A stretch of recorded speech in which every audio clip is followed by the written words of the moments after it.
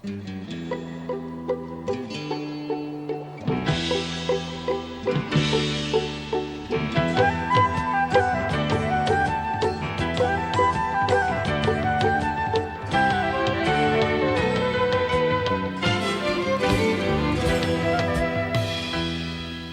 you for joining us.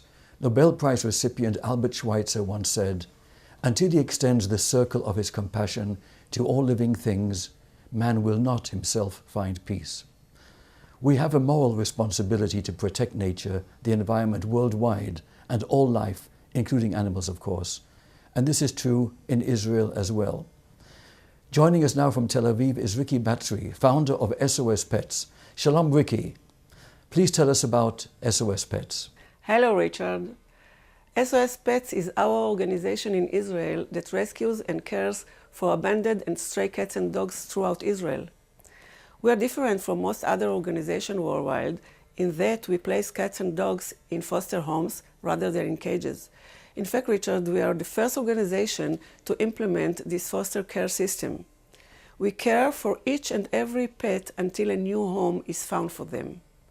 SOS Pets is funded by donations only, and the ongoing challenge and need is to receive support from anyone who cares to help us save the lives of cats and dogs in Israel.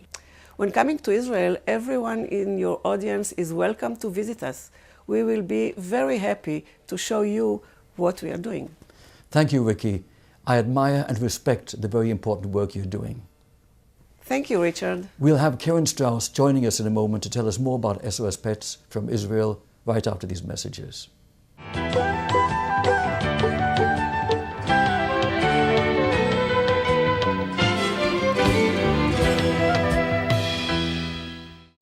With us now is Karen Strauss. Karen, it's such a pleasure to have you on the show. Thank you for having me.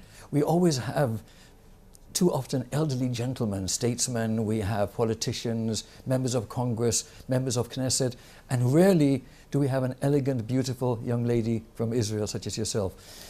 And even more importantly, you're involved in such an important cause. She's with SOS Pets in Israel, a unique organization in a difficult part of the world. Tell us about SOS Pets. So SOS Pets is solely sustaining on donations, generous donations from people for over 30 years.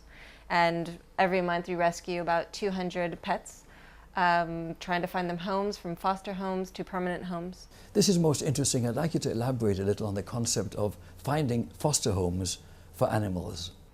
Well, sometimes it's difficult to find permanent homes for the animals, so instead of keeping them in the pound, SOS Pets actually saves them from the pound because the life expectancy in the pound is roughly 10 days if the animal isn't adopted. So SOS Animals, SOS Pets will actually take them from the pound and find them foster homes instead of keeping them in kennels, instead of leaving them alone. They find them foster homes, temporary homes that people, can offer for a short period of time until they find a permanent home. How interesting it is that such unspeakable atrocities are perpetrated against innocent animals throughout the world, and of course even in Israel. And I would presume though that Israel is able and willing to be more humane than neighboring countries. But tell us more about the history of animal rights in Israel. SOS Pets focuses on education. So we work on finding the pets, if it's dogs or cats, homes that are suitable for them, that will take care of them. We see it as the people's responsibility to take care of animals. And what we try to do is we actually involve the schools, and there's a whole education system involved, not just with SOS Pets, but we do have programs within schools to educate children, to educate teenagers as to how to be responsible, how to take care of pets, that their role in our world and their role to be responsible adults and how to take care of the other living beings within our world.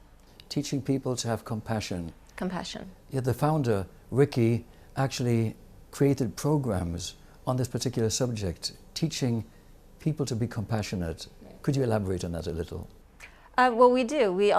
She founded SOS Chayot, SOS Pets, and absolutely, her background is actually psychology, and she worked in the school system, so she started programs that actually educate the children about compassion. They need to learn emotion and compassion and responsibility towards animals in our world.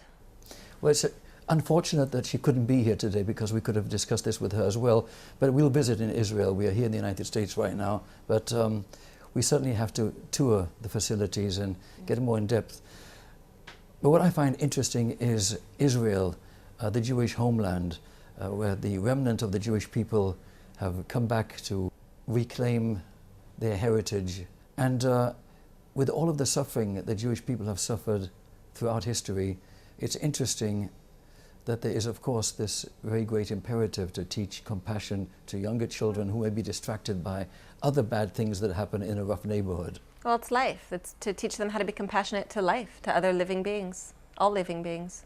Speaking of education, you have vehicles that tour the neighborhoods and pick up animals, I understand, and in addition to the fact that you go to schools and educate and teach. So you show presentations to children in schools and so forth. Tell us about the mobile services you provide. Sure. So there actually, SOS Pets has a few ambulances, or what we call ambulances, and that's actually something that we're looking to fundraise for because we need more. There are vehicles that go around, pick up stray cats, provide them with the medical attention that they need, vet care, food, bring them to facilities and to different areas that have feeding stations, and we provide the food and take care of them.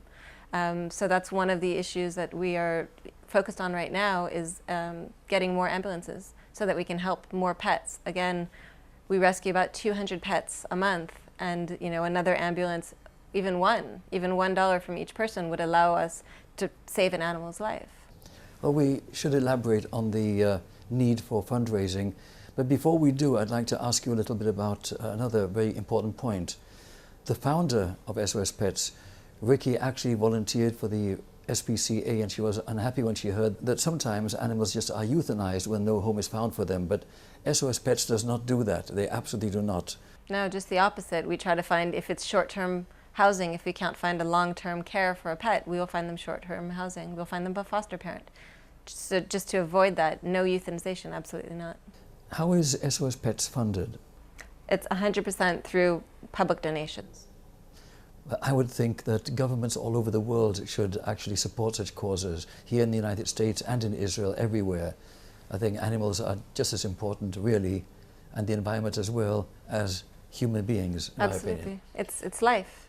It's life, and we want to save these lives. What can our audience do to show their support for cats and dogs, animals in Israel? We need donations. Even $1 per person will help save an animal's life. It's purely about donations right now. We need to get more ambulances. We need to get more vet centers set up. We need to get more feeding stations set up. So it really just is about any dollar that can be spared and given to save an animal's life. $1 per person every now and then. Good Lord, we reach 44 million homes. If only some people in our audience would perhaps share some compassion for animals as well. But you also are funding not only animal care, but education. Tell us more about the educational projects that SOS Pets is involved with. Right, so SOS Pets actually has a number of different divisions. We have one division that focuses on rescuing dogs, another division that focuses on rescuing cats, and another division that focuses on education. And this is educating students, educating children of all ages, again, teaching them compassion, teaching them responsibility. So that's another aspect that we need support for, is to be able to bring these programs into the school, teach children how to respect other lives, teach them compassion, teach them responsibility, how to take care of another living being. So many of our viewers visit Israel on federation trips and other organizational events. Can people from the United States also visit SOS Pets in Israel? Absolutely. There's an adoption day every Saturday at one of the facilities in Herzliya. It's absolutely beautiful. It's a space that has actually been donated to SOS. And there are many other facilities. We have offices all around Tel Aviv and other neighboring cities. And we'd be happy to show you around and meet some of the animals and meet some of the other volunteers. It's absolutely beautiful, and we need some support, and we would love to educate more people about it. I was amused to see an event you had where black cats and black dogs were shown on a specific day, because sadly and insanely, black animals are often treated badly. And could you elaborate on that PR event? Yes, we had the day to rescue the black cats and black dogs, because for some reason, I don't know if it's the superstitious aspect to it, but people tend to not adopt black colored pets. They prefer to adopt colorful pets. So we're trying to also raise awareness to that and educate people in that and hopefully get them over their superstitions, because clearly, people say it's bad luck if a black cat crosses your path, but really, it's obviously the cat's bad luck because nobody wants to adopt that black cat. Well, I had a black cat, and I think animals are just wonderful. What a pity that we live in such a wonderful world, but there's so much fundamentalism, obscurantism, and irrationalism that plagues our world, actually. But I'd like again to end on the question of fundraising. Please emphasize again for our audience the great need for helping animals in Israel at SOS Pets. Absolutely. We need more vet centers, we need more ambulances, we need more education. And we need more marketing and awareness on the topic of it's saving animals, it's saving lives, and that's what's important. We could save double than that with a small amount of donations from your viewers. Karen, it's such an important cause, and I'm so full of admiration for what you're doing. We'll do our utmost to help SOS Pets. We'll create a commercial for you. We'll run it on the Shalom Show on a daily basis. And thank you again so very much. Thank you very much. Thank you. I'll be right back.